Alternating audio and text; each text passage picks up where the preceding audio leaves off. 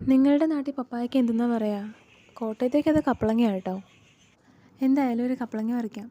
ഇവിടെ കപ്പളങ്ങ പഴുത്ത ഒരെണ്ണം കൂടി കിട്ടത്തില്ല കേട്ടോ. കാക്കയോ അണ്ണാനോ കിളികളായിട്ടോ മൊത്തം കൊണ്ടുപോകും. എന്നാൽ ഇവറ്റകൾക്ക് കൊടുക്കാതെ നേരത്തെ തന്നെ ഒരെണ്ണം പറിച്ച് വെക്കാമെന്ന് വെച്ചാൽ പറിക്കുന്നതൊക്കെ പച്ചയായിരിക്കും. എന്നാൽ ഇവർക്കാണെങ്കിൽ നല്ല കൃത്യമായിട്ട് അറിയാം ഏതാ പഴുത്തത് ഏതാ പച്ചയെന്ന്.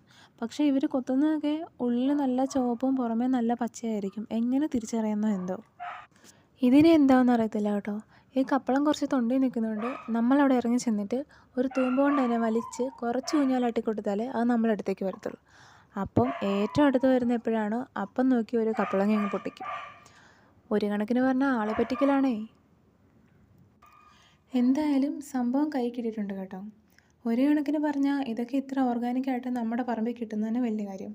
കുറച്ചുകൂടെ കഴിഞ്ഞാൽ ഇതൊന്നും കാണാൻ കൂടെ ഉണ്ടാവില്ല. അല്ലെങ്കിൽ നമ്മൾ പൈസ കൊടുത്ത് വാങ്ങിക്കുന്നുണ്ടാവും. പിന്നെ പതിവ് പോലെ ഇത് പച്ചയാണ് ഗൈസ്.